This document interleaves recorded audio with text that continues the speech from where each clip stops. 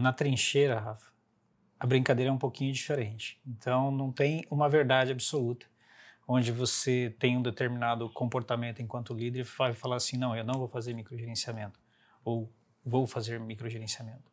O líder tem que ter flexibilidade. Ele pode fazer ou pode não fazer. O que manda é a missão.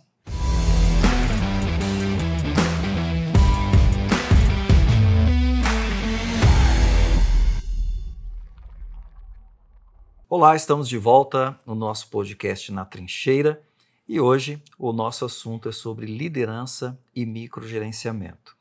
E o mercado, a literatura, os assuntos de liderança têm quase como que um axioma, quase como que um dogma de que não deve haver microgerenciamento dos liderados, né? A ideia do microgerenciamento é que o líder esteja ali meio como que um fiscal, né, no micro, né, entendendo ali detalhadamente as tarefas, né? A ideia é de que os profissionais precisam ter autonomia para definir os comos, né? Então o líder define qual é o alvo, qual é a missão, o que tem que ser a entrega, e aí esse profissional tem a responsabilidade e a autonomia de exercer ali a sua inteligência, a sua técnica, a sua formação, e aí então fazer a entrega. E a ideia que a gente tem bastante popular no mercado é que ambientes de microgerenciamento, então, eles são errados, né? Porque esses profissionais estão sendo, de certa forma, tolhidos, né? Da sua criatividade, da sua técnica, etc. E que esses profissionais, então, deveriam buscar lugares onde não existe microgerenciamento e, portanto, microgerenciamento, talvez algumas pessoas até diriam que seria um dos elementos que tornaria um ambiente tóxico, né? Uma questão de microgerenciamento assim. Então, isso é mais ou menos o que a gente tem desenhado no mercado sobre microgerenciamento. E você? O que é que você pensa? Na trincheira, Rafa, a brincadeira é um pouquinho diferente. Então, não tem uma verdade absoluta, onde você tem um determinado comportamento enquanto líder e vai falar assim, não, eu não vou fazer microgerenciamento, ou vou fazer microgerenciamento. O líder tem que ter flexibilidade. Ele pode fazer ou pode não fazer. O que manda é a missão. Então, qual é a missão que precisa ser entregue? É essa missão. Vou precisar ou não vou precisar fazer microgerenciamento nesse time ou nessa pessoa?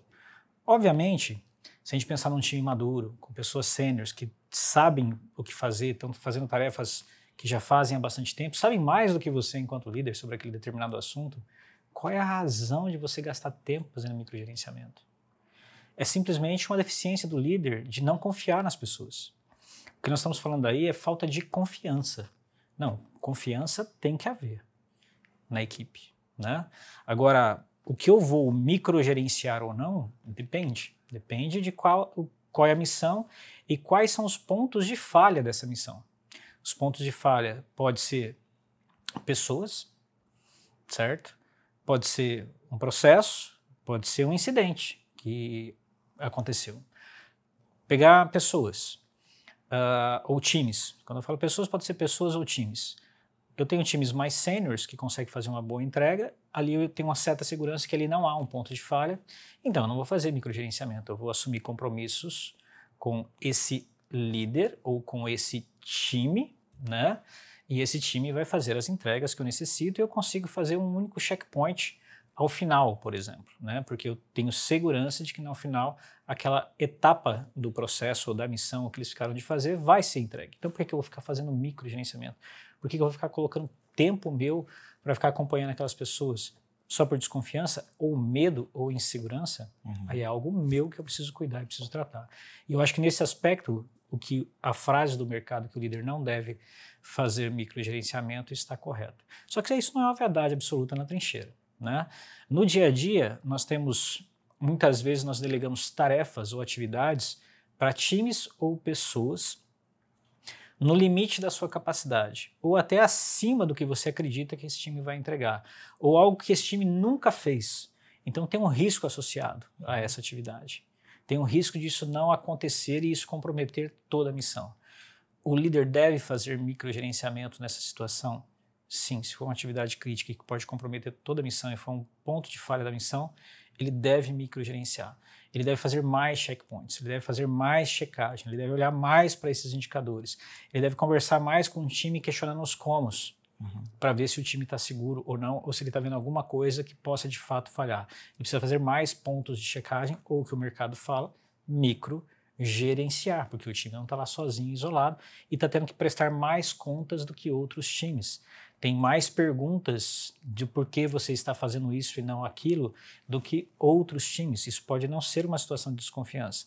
Isso é simplesmente uma situação onde você, desconfiança das pessoas, onde você tem clareza em relação à entrega, o risco e o que isso pode comprometer o todo. E você está indo lá fazendo esses pontos de checagem para ajudar o time se tudo que está sendo feito foi pensado e foi visto da maneira adequada.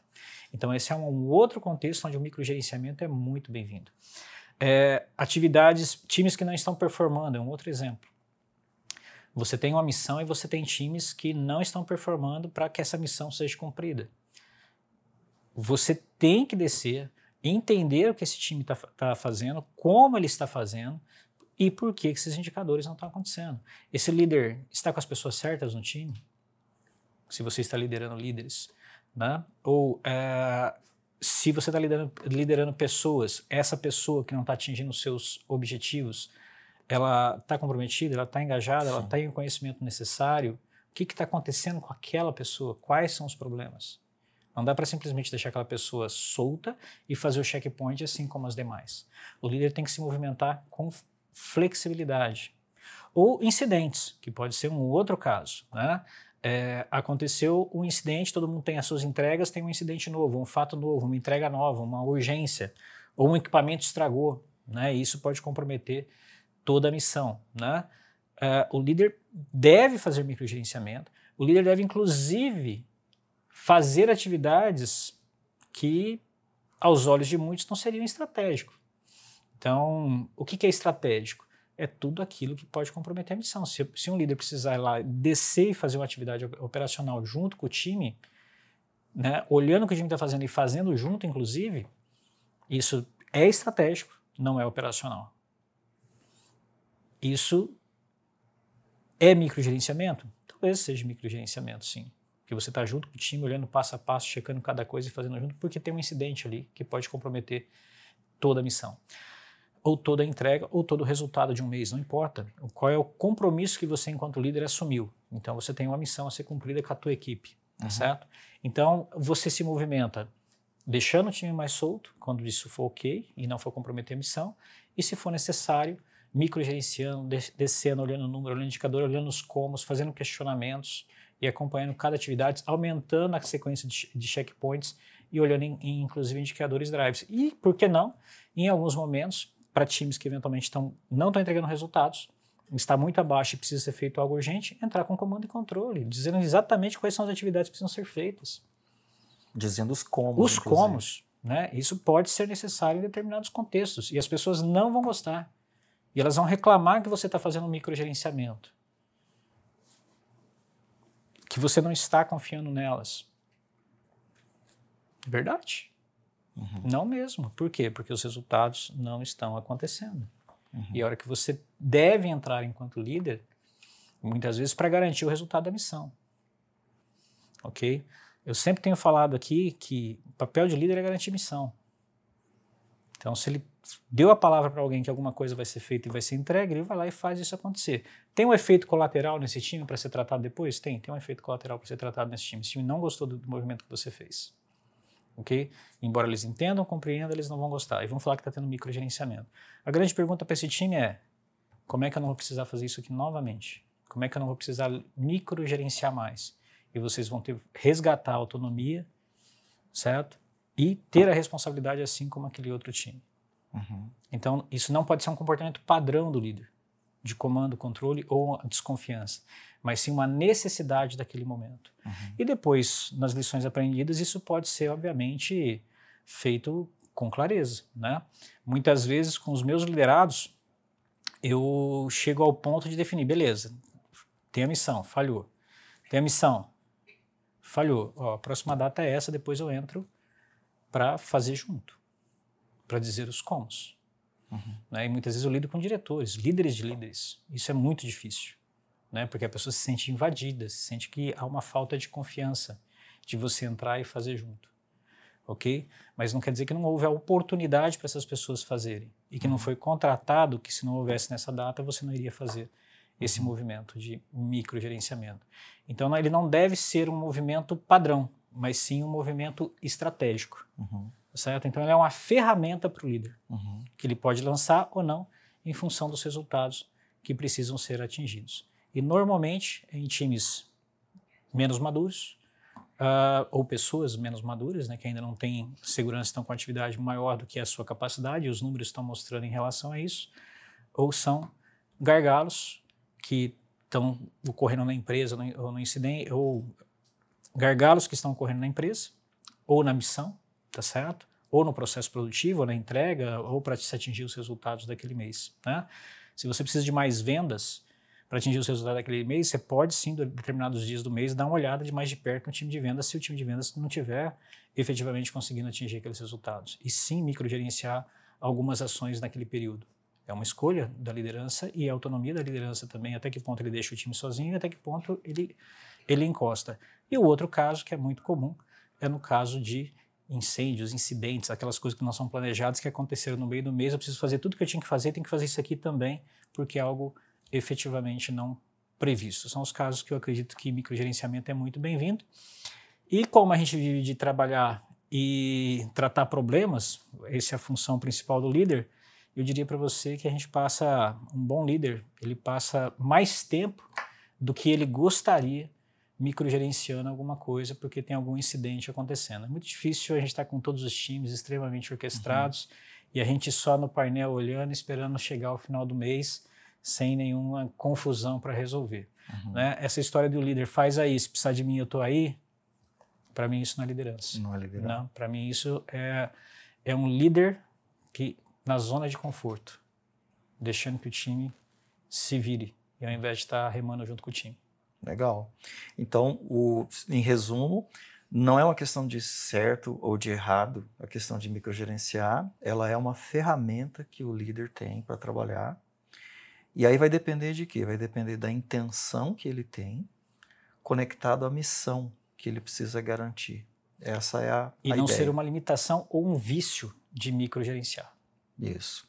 E um efeito, Wilson, que pode causar, se eu entendi bem, é o desengajamento das pessoas lideradas. Sim. Porque talvez não goste do microgerenciamento, né?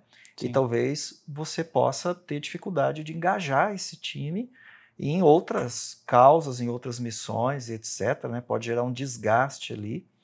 E aí eu queria ouvir de você. Então, se eu preciso, eu como líder, eu preciso usar da ferramenta do microgerenciamento para garantir a missão, mas isso tem um efeito colateral, porque isso pode desengajar o time, pode deixar o pessoal chateado, a ideia de não confiança, você até admitiu aqui enquanto você falava, né? É verdade, eu não estou confiando mesmo, porque não está acontecendo, né? Então esse papo reto, essa transparência, né? Mas pensando aqui nos efeitos, porque podem ter efeitos aí, né?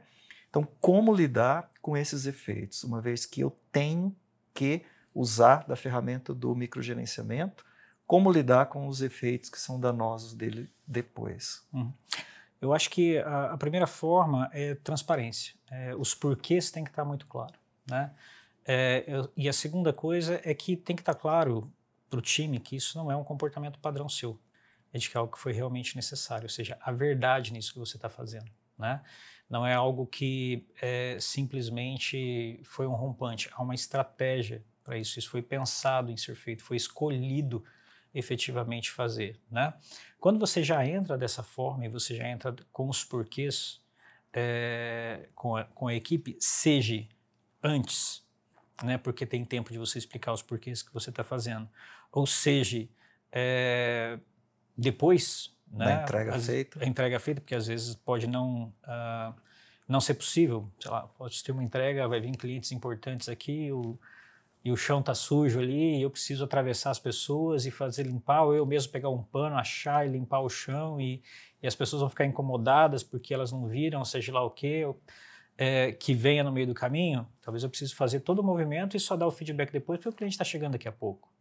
E estou microgerenciando ou fazendo alguma atividade que de repente era para o time fazer, eu atravessei, na verdade, né? Uma determinada equipe num determinado contexto. Então, talvez tenha que ter um pós-mortem, que a gente chama, né, de explicar os porquês. Eu não posso simplesmente fazer e ignorar essas pessoas, né? Então, o primeiro passo é entender os porquês. E o segundo passo é o que precisa ser feito para que isso não aconteça novamente. Uhum. Então, os contratos têm que estar muito claros. Então, isso não vai acontecer de novo se isso aqui for entregue e estiver acontecendo. Se isso voltar a acontecer, então eu vou microgerenciar de novo, né? Obviamente nós estamos falando de incidentes pontuais, alguma falha pontual. Se for recorrente, obviamente não tem líder que suporta ficar descendo toda hora, microgerenciando e resolvendo as coisas. O mais comum daí, na minha opinião, aí o time vai reclamar mais ainda, vai desqualificar mais ainda, mas aí a solução daí é muito simples. Remove backlog ou atividades desse time, passa para outro. Uhum. Elimina o time. Certo. O Wilson, e a variável confiança no líder, como que essa variável confiança no líder ajuda nesse processo? Porque eu estou imaginando que se esse time sabe quem é esse líder, confia nesse líder, tem uma trajetória, eles têm uma capacidade de lidar com esse momento aí de, entre aspas, caos, né? De algo que precisa ser feito para garantir resultado. Se não existe essa confiança relacional, talvez seja mais difícil lidar com os efeitos ali do microgerenciamento, né? Sem dúvida. Eu acho que a base de tudo isso, da movimentação do líder, é a confiança. A confiança, ela vem, o que está por trás da confiança é a transparência que o líder tem em relação a tudo que ele faz e como que ele faz. E a outra é a congruência, ou seja, e a coerência. As outras vezes que isso aconteceu com outros times, o comportamento desse líder foi o mesmo, a forma dele agir é exatamente a mesma, ele tem sido estratégico com cada um desses times, então isso vai amenizar eventualmente esses efeitos que tenha, porque é uma relação de confiança, ou seja, não é com a pessoa, é com a situação, não é com esse time, é com o cenário, ok? É com o cenário. Então, a hora que você tira da pessoalidade ou do direcionamento, a hora que as pessoas começam elas têm clareza de que aquilo não é com elas, especificamente, não é uma perseguição, por exemplo, né? Sim. E isso é verdadeiro, você está descendo e está descendo para ajudar e está descendo para salvar eventualmente uma missão, uma entrega, um resultado que precisa ser efetivamente atingido. Então, isso, em geral, não é um problema. As pessoas, elas tendem a ficar até gratas depois, né? Os times tendem a ficar até gratos, né? Porque há aprendizado pela liderança dos movimentos que foram feitos e você desceu para fazer junto, você desceu para ajudar a empurrar as coisas, para ajudar a resolver as coisas, né? Para times que performam, eventualmente erraram, a sensação do time é até positiva em relação à liderança e não negativa, né? Então, há um movimento estrutural com uma oqueidade, né? E o que está no sentimento do líder é um movimento de amor mesmo com relação àquelas pessoas, de ajudar. E Legal. não um movimento de desqualificar aquelas pessoas. Não, sai e deixa comigo, do herói. Legal. Muito importante. Então, não pode haver um movimento de herói. Tem que ser o movimento do descer e ajudar. Muitas vezes, esse movimento de descer e ajudar o time não é tirando as pessoas da posição e fazendo por elas, Sim. mas é fazendo perguntas, é questionando, é ajudando elas a olhar o que elas não estão vendo. E, efetivamente, se às vezes precisa fazer uma tarefa, também, por que não? Mas combinado com o time. Então, isso é combinado com as pessoas, né? Legal. Não é um negócio que é feito à revelia das pessoas.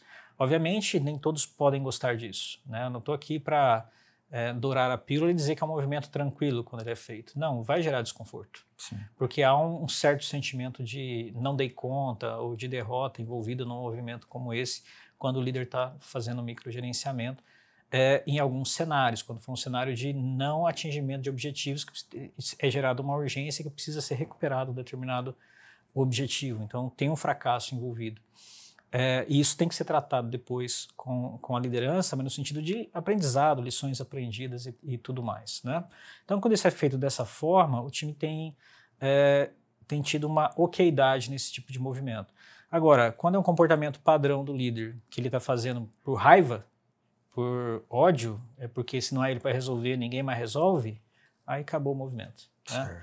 Então, qualquer movimento que você faça de descer, microgerenciar ou ajudar com base na raiva, você já fracassou na largada. Legal. E falando em fracasso, tem histórias de sucesso, de microgerenciamento nesses anos de liderança, ou de fracasso nesses anos de liderança, que possa ilustrar na prática tudo isso que você trouxe para a gente? Então eu vou te contar uma história de quando eu fiquei bravo com o microgerenciamento, inclusive porque um liderado meu estava fazendo um microgerenciamento em cima de outra área que eu estava liderando, né? Então eu tenho um diretor e ele foi microgerenciar algo que dependia de outra área para fazer, que eram contratações. E nós não estávamos conseguindo fazer as contratações na velocidade necessária porque o diretor queria participar das entrevistas de pessoas operacionais, né? E eu fiquei muito incomodado com isso, né? Porque, por que esse cara está indo lá fazendo as entrevistas, né? E junto com o gerente das pessoas do time desse gerente, né? Ele, diretor, não precisava fazer isso e está atrasando minhas entregas aqui ainda de vagas que era outra área que eu estava gerenciando e obviamente esse gerente estava reclamando porque não estava conseguindo as agendas. E eu liguei para esse diretor, né? Até relativamente incomodado com isso, né? E ele me contou o cenário, que ele estava com uma essa equipe estava fraca e ele estava entendendo que esse líder dele era fraco, né? Ele não estava conseguindo montar times da maneira adequada e ele decidiu descer para acompanhar todas as contratações juntos com esse líder. A hora que ele me falou isso, eu falei, putz, já fiz isso várias vezes, cara. Não é a primeira vez, né? Aí eu falei, não, legal, parabéns, acho que faz sentido e tal. Agora eu entendi e fui me resolver, né, com o meu gerente de RH de que estava tudo certo, que eu ia conseguir mais agendas do diretor para ele, mas o diretor iria continuar participando das entrevistas. Hoje, esse time logo depois começou a performar, rampou, cresceu rapidamente. É uma verdade, o líder não estava competente, não estava conseguindo contratar pessoas com a qualidade necessária. Ele estava olhando para características que não deveria estar olhando. O diretor desceu para fazer os recrutamentos e conseguiu restabelecer o time. Então não é nenhuma história minha, é uma história que eu fui envolvido e tinha outro diretor envolvido, mas que eu já fiz várias vezes também. É um exemplo. Legal. Onde existe uma certa okeidade, e sim, como você disse, gera um certo incômodo, né? O que está acontecendo, né? Mas que basta a gente conversar e entender e está tudo certo, faz parte da brincadeira. Isso. Você sentiu na pele, né, o efeito do desconforto do microgerenciamento de outro líder. E aí, ao entender os porquês, aí ficou ok. Ficou tudo ok, tudo certo. Legal, Wilson. Obrigado aí por trazer a sua visão de mundo sobre microgerenciamento. Esse é o podcast Na Trincheira. Fique com a gente para muitos assuntos relevantes sobre liderar na trincheira.